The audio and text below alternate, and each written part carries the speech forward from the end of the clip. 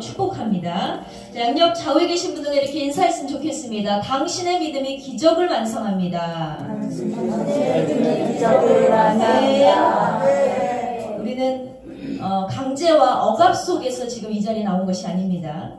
안드레 목사님 손에 끌려서 오신 분도 물론 있겠지만 그렇지만 우리는 나 자신의 믿음으로 지금 이 예배 자리에 함께 있는 줄 믿습니다. 우리 기쁨이 되시고 나의 온전한 사랑이 되시는 하나님께 한없는 감사와 영광을 드릴 수 있는 이 예배 가운데 우리가 함께하고 있다는 것은 너무나 큰 축복이고 은혜임을 여러분 기억하시기 바랍니다.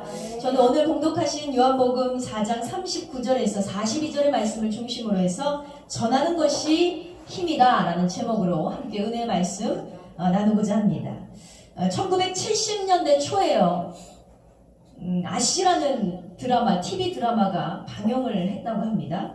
기억나시는 분들도 계실 텐데 사실 저는 82년도에 태어났기 때문에 기억에는 전혀 없지만 이 작품을 알지 못하지만 어느 그 간증의 에세이를 통해서 이 작품을 보게 되었습니다.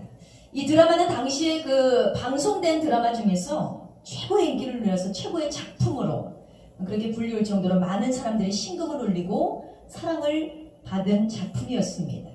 그래서 사람들이 초점을 두기 시작하는데 와, 이런 작품을, 이런 드라마를 도대체 누가 만들었느냐라고 사람들이 궁금해하기 시작했어요.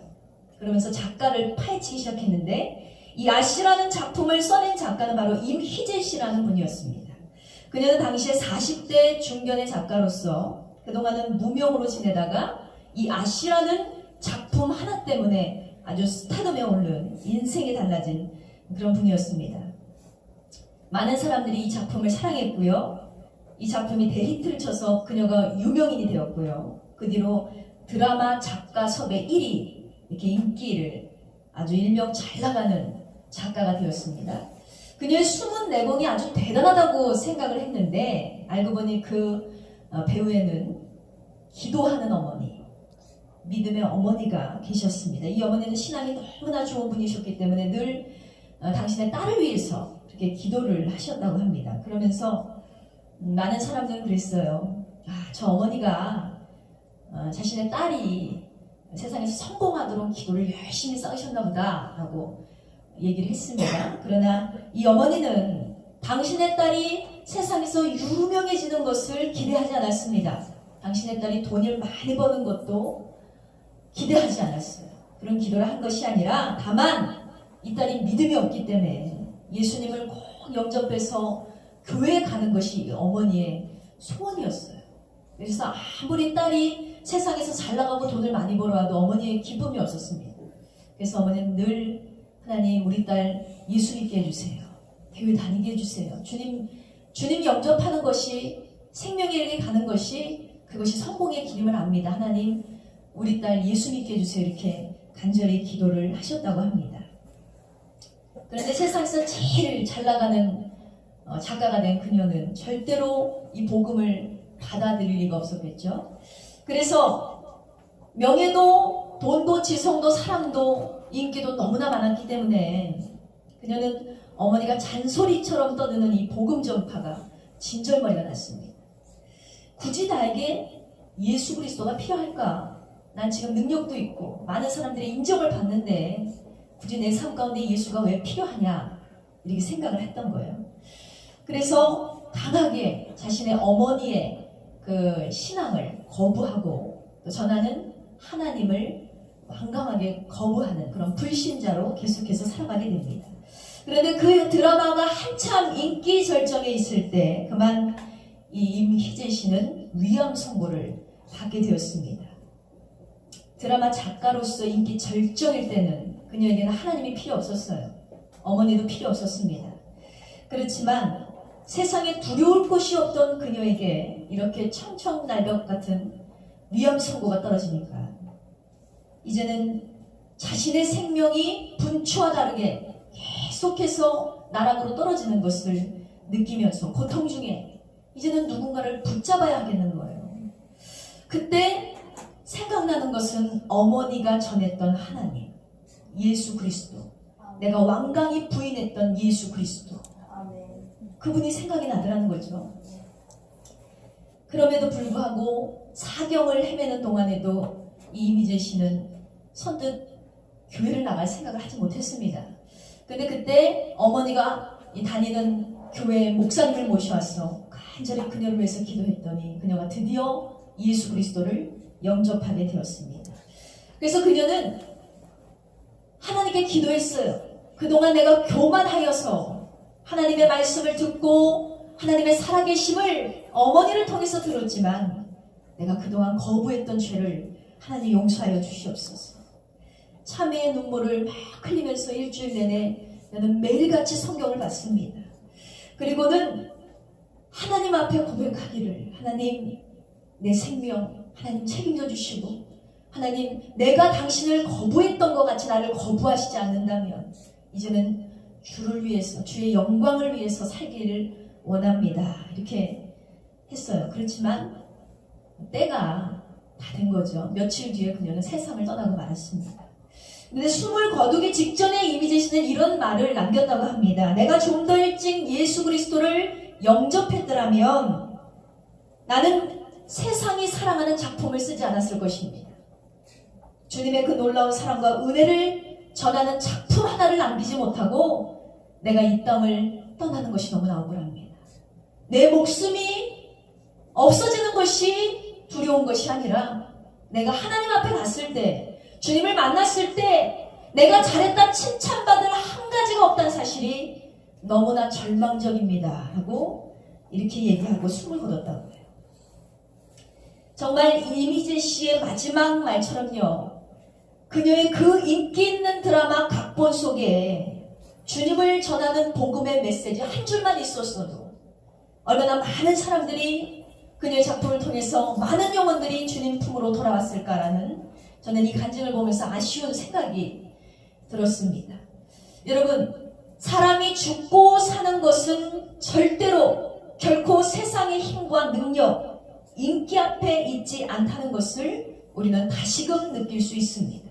그리고 참 다행인 것은요, 저와 여러분은 이미 예수 그리스도를 아는 자가 되었고 그를 영접함으로 하나님의 복된 자녀가 되었다는 사실입니다. 할렐루야. 네. 이것이 그 어떤 것과도 비교할 수 없는 큰 은혜임을 여러분 믿으시기 바랍니다.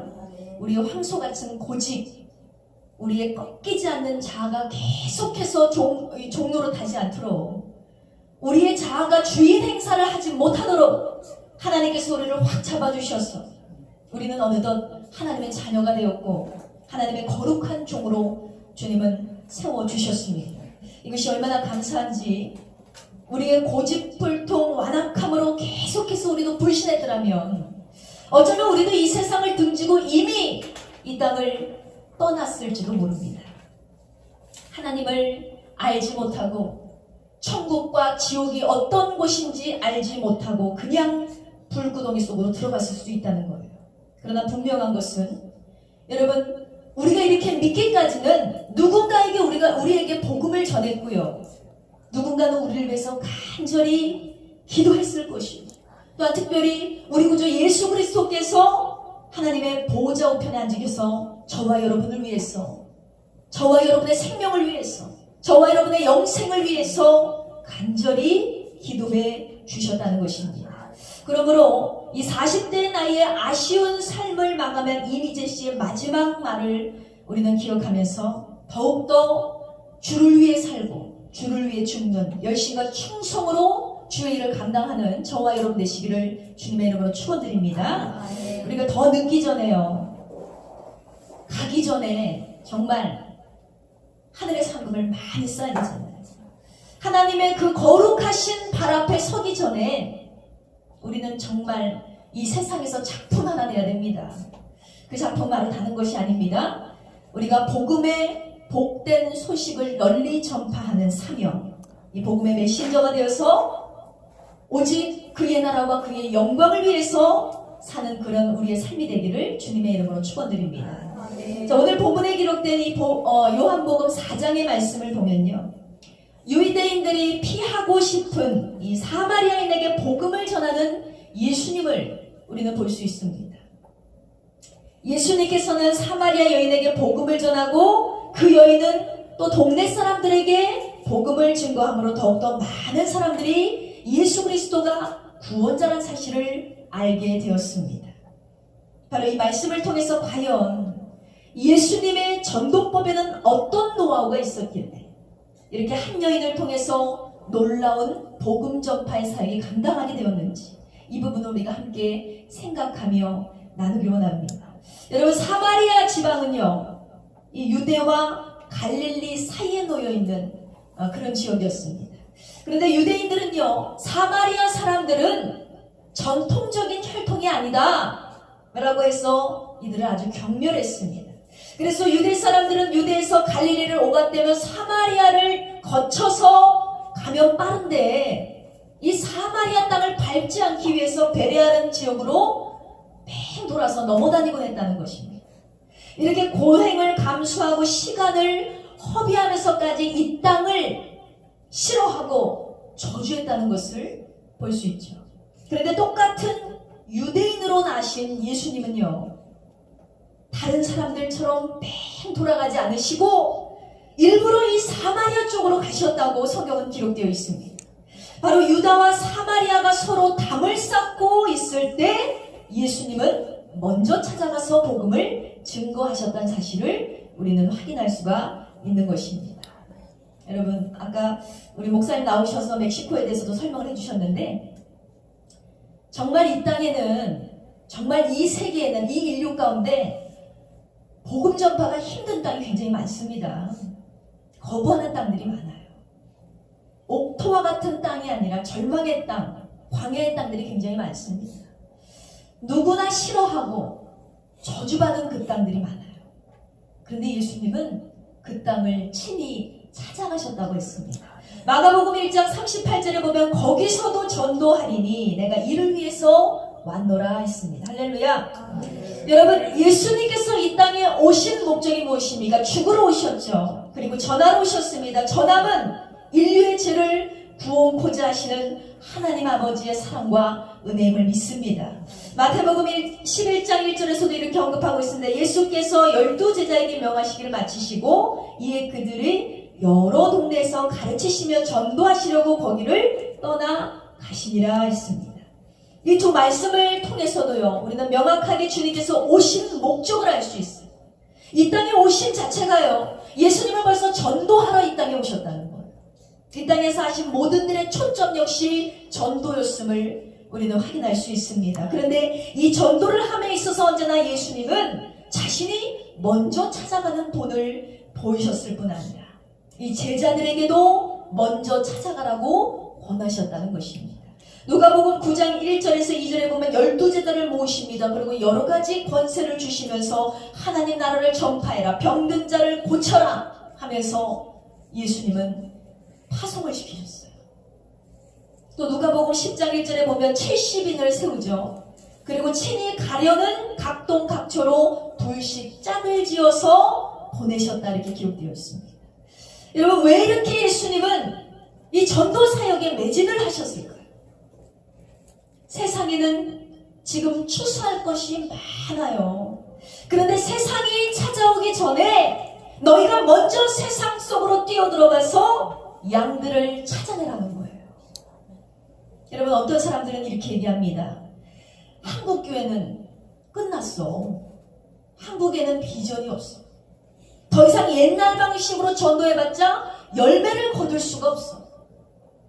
새로운 방법을 구상하고 이제는 세대에 맞춰서 세상이 좋아하는 구색을 갖추는 것이 전도의 길이야. 이런 얘기를 해요. 그렇다고 해서 우리가 세상과 타협하고 그들의 입맛과 조건과 구색에 맞는 세상판으로 돌아가는 교회가 되어야겠습니까? 그것은 교회가 아니죠. 지금도 많은 교회들이 실시하고 있는, 특별히 청소년들, 어린 아이들을 위해서 마술쇼가 많이 진행되고 있어요. 전 마술쇼를 굉장히 싫어합니다. 마술 자체가 속이는 거잖아요. 교회에서 속이는 것을 가르치고 그거 갖고 즐거움을 산다는 것, 전 진실하신 하나님 앞에, 정직하신 하나님 앞에 그것은 결국 옳은 문화가 아니라고 생각을 합니다. 그런데 지금 많은 교회들이 연예인을 초청해서 화려한 문화의 밤을 장식하고 있어요. 온갖 언어로 설교를 해서 사람들을 이끌어내고 교회 머릿수를 채우는 것이 이들의 목적이 되었습니다. 이것만이 전도의 방법일까요? 저는 그렇게 생각하지 않습니다. 여러분, 세상이 강팍해지고 악해질수록 우리는 미련해 보일지라도 주변의 환경과 상황에 맞추는 것에만 초점을 둘 것이 아니라 우리는 진정 성경으로 돌아가서 예수님의 방법대로 복음 전파에 힘을 써야 될 줄 믿습니다. 물론 먼저 찾아 나서는 데는 많은 장애물이 따릅니다. 혈통과 문화와 언어와 계급과 지역과 기타 등등 여러 장애물이 있지요. 그런 것들이 복음을 전하는 데 있어서 장애물이 된다 할지라도 우리는 그 장애물을 능히 뛰어넘어야 될 줄 믿습니다. 하나님께서 우리에게 주신 복음은 여러분 절대 싸구려가 아닙니다. 생명을 건지고 영생을 허락하신 이 복음이 어찌 하찮은 것이 될 수 있겠습니까? 복음은 결코 그런 장애물에 갇힐 수가 없다는 거예요. 그러므로 우리는 때를 얻든지 못 얻든지 전하는 발을 부지런히 움직이고 전하는 그 손을 열심히 내밀어야 함을 기억하시기 바랍니다. 사도 바울은 디모데후서 2장 9절에서 복음으로 말미암아 내가 죄인과 같이 매이는 데까지 고난을 받았으나 하나님의 말씀은 매이지 아니하리라 그랬습니다. 할렐루야. 아멘. 여러분, 복음은 어떤 장애물에도 매일 수가 없습니다. 그렇기 때문에 하나의 미랄이 땅에 떨어져야만 열매를 맺힐지 지금도 수많은 선교사님들의 헌신과 그 순교의 피가 있었지만 그들을 죽이면 더 이상 복음은 확장되지 않을 것이야. 그들을 죽이고 그들을 핍박하면 복음이 막히고 끊어질 거라고 생각했던 수많은 악인들의 박해가 있었습니다. 그렇지만 복음은 흘러서 여기까지 왔다는 거예요. 우리에게까지.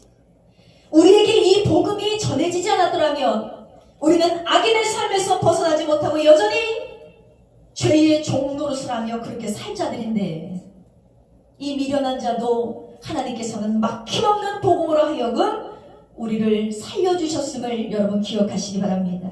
지금도 세계 곳곳에서 수많은 선교의 피가 뿌려지고 있습니다. 우리가 아는 핍박과 우리가 알지 못하는 감히 상상도 할 수 없는 그런 핍박들이 가해지고 있습니다. 이 필리핀의 어느 마을에서는 너무나 가난해서 쓰레기 전체가 마을을 뒤덮고 있는 그런 마을이 있다고 해요. 이곳은 어른들은요 가난과 굶주림이 너무나 허덕이기 때문에 이 고통을 위해서 누구들처럼 즐기느라고 마약을 하는 것이 아니라 배고픔을 이기기 위해서 마약을 복용하는 겁니다.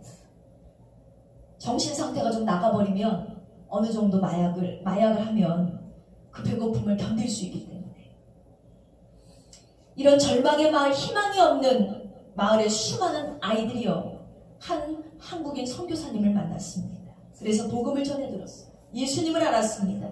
그리고 이 아이들은 무능력하고 무조건적인 학대와 폭력 속에 있는 가정을 벗어나서 이제는 예배당으로 달려가기 시작합니다. 이렇게 소망이 없는 하루하루를 살아가는 아이들이지만 이 아이들은 엄마 아빠가 교회 간다 그러면 칼을 던져요. 그리고 이 아이들은 아무런 혜택도 정부로부터든 가정으로부터든 아무런 혜택도 받을 수가 없는 이런 아이들이에요. 그런데 오늘 이 시간에도 아이들은요 엄마가 무차별하게 던지는 욕설, 아빠가 무분별하게 던지는 그 칼날을 피해서 예배당을 달려나가고 있습니다. 왜 그들이 교회에 갈 수밖에 없을까요? 그곳에는 교회는 자유와 아픔, 자신의 아픔을 벗어나게 해주는 평화가 있고 아픔으로부터 위로해 주시는 주님께서 계시기 때문입니다. 그 복음을 알았으니, 그 복음을 들었으니 더 이상 그들은 지체할 수가 없더라는 거예요. 여러분, 이렇게 어린 아이들에게도 복음이 전해지며 그들은 눈물을 흘리며 주의 복음 사역의 일원이 되기 위해서 지금도 통곡하며 기도하고 있다는 것입니다. 이렇듯이 이 땅에는 수많은 영혼들이 탄식하며 저와 여러분을 기다리고 있습니다. 우리는 어느 곳이든 가서 전하는 자가 되어야 될 줄 믿습니다. 무슨 일이 있어도 복음을 전하는 발을 쉬지 않는 저와 여러분 되시기를 주님의 이름으로 축원드립니다. 옛날에 어느 선교사님이요, 미국인 선교사님이었어요. 이분이 한국을 전도하러 한국 땅에 오신 거예요. 그래서 이 한국에 와서 집집마다 다니면서 복음 전파를 하셨습니다. 가정에 찾아가서 문을 두드리시는 거예요. 그래서 막 두들겨요. 계십니까? 계십니까? 그래요. 그러면 그쪽에서 누구세요? 이러잖아요. 근데 선교사님들의 활동이 활발하지 않을 때였어요. 그러니까 선교사 하면 이게 사람인지 물건인지조차 사람들이 모르는 거예요. 전혀 인식이 없던 이런 때였습니다. 그런데도 이 선교사님은 가정을 두들기면서 외쳤어요. 그랬더니 누구세요? 그랬더니 선교사요 이런 거예요. 그랬더니 그쪽에서 뭐라고 대답했냐면 됐어요, 선교 안 사요 그런 거예요. 선교 사요 그러니까 뭔지 몰라가지고 이때 이 선교사님은 포기하지 않고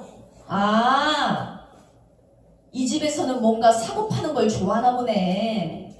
선교 사요 그러니까 안 사요 하는 거 보니까. 그래서 다시 용기를 내서 문을 두들겼어요. 누구세요? 그랬더니 예수 팝니다 이렇게 말을 한 거예요. 그러자 그쪽에서 또 대답을 합니다. 얼마인데요? 그랬어요. 네, 공짜예요. 그랬어요. 그랬더니 공짜라고요? 그러면서 문을 열어줬대요. 우리나라 사람들이 이렇게 공짜를 좋아해요. 무료를 좋아합니다. 그때는 복음이 완전하게 전파되지 않은 이 땅에도 교회가 몇 생기지 않았을 그때였기 때문에 이런 좀 우스꽝스러운 얘기지만 이런 것들이 먹혔다는 거죠. 그래서 열린 문을 통해서 이 미국인 선교사님이 복음을 증거하고 예수님 믿는 가정으로 이끌어냈다는 그런 얘기가 있습니다. 제가 어렸을 때에도 집에 부모님이 안 계실 때 문을 두드리는 수가 많았습니다. 복음을 전하는 자들이 많았어요. 그런데 전부 제 기억에는 진짜 예수쟁이들은 없었습니다.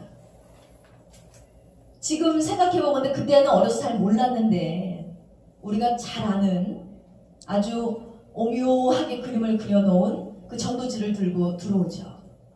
정말 어린아이인데도 거침없이 들어와서 막 복음 전파를 해요. 나름대로 복음 전파. 근데 알고 보니까 다 여호와 증인이에요. 근데 지금 생각해보면 여호와 증인들이 얼마나 전도가 활성화되어 있었는지 모릅니다. 지금도 거리에서는 신천지들이 그렇게 판을 치고 있잖아요. 신천지들은 예수님을 전하는 것이 아니죠. 교주를 전하고 자신들만의 잘못된 교리와 또 자신이 믿고 싶은 진리만 꼬집어서 전하고 있습니다. 근데 열심을 내고 있어요.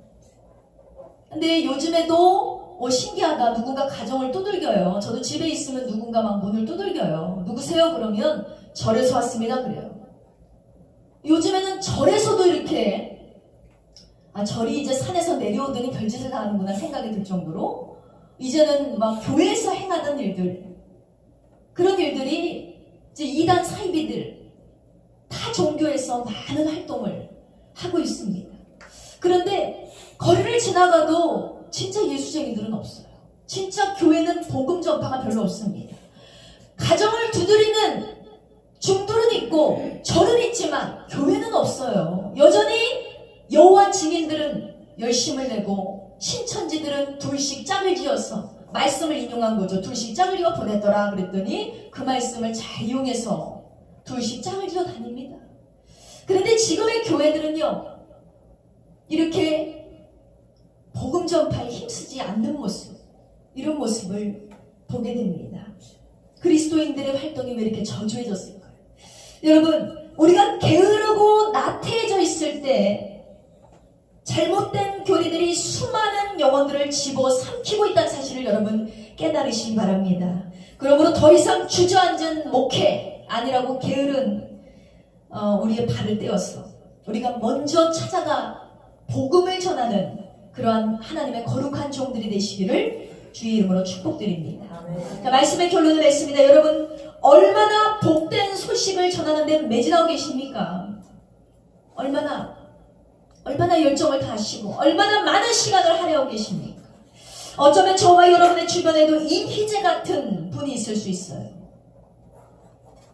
영혼 구원에 목이 말라 하고 내가 죽기 전에 내가 예수를 더 먼저 알았더라면, 더 먼저 영접했더라면 내가 이르지 않았을 텐데라고 후회하는 한 영혼이 저와 여러분을 기다리고 있을지도 모릅니다. 그러므로 우리가 먼저 찾아가고 먼저 말을 붙이고 이것이 바로 예수 그리스도의 전도의 방법이었으므로 우리는 반드시 전하는 일에 초점을 가야 될 줄 믿습니다. 그 심령의 변화, 구원의 문은 우리의 몫이 아닙니다. 이것은 바로 하나님 아버지의 능력이므로 우리는 그저 전하는 데 힘쓰는 그런 하나님의 부지런한 일꾼들이 되시기를 주님의 이름으로 축복합니다.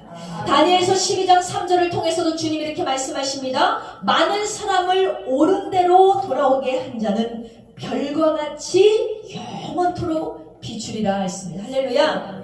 우리를 위해 죽으시고 우리를 위해서 부활하신 주님의 음성이 우리의 뒷전에서 막 생생하게 들리잖아요. 절대로 이 명령을 저와 여러분은 거역하지 않게 되길 원합니다. 그러므로 오늘부터라도 우리가 열심히 전하는 아름다운 발이 되어서 주님의 영광 가운데 서는 저와 여러분 되시기를 주님의 이름으로 축원드립니다. 이 시간 다 같이 기도하길 원합니다. 우리 하나님께 간절히 기도할 때 아버지 하나님, 정말 이 땅에도 죽어가는 영혼들이 많고 전 세계에도 죽어가는 불쌍한 영혼들 많습니다. 나를 건져주신 하나님께만 감사하는 것이 아니라 우리가 더욱더 전하는 발이 되게 하시고 능력의 하나님의 말씀 가운데 서서 하나님의 명령에 순종할 수 있는 하나님의 거룩한 종들 되게 해달라고 이 시간 주여 삼창하시고 기도하시겠습니다.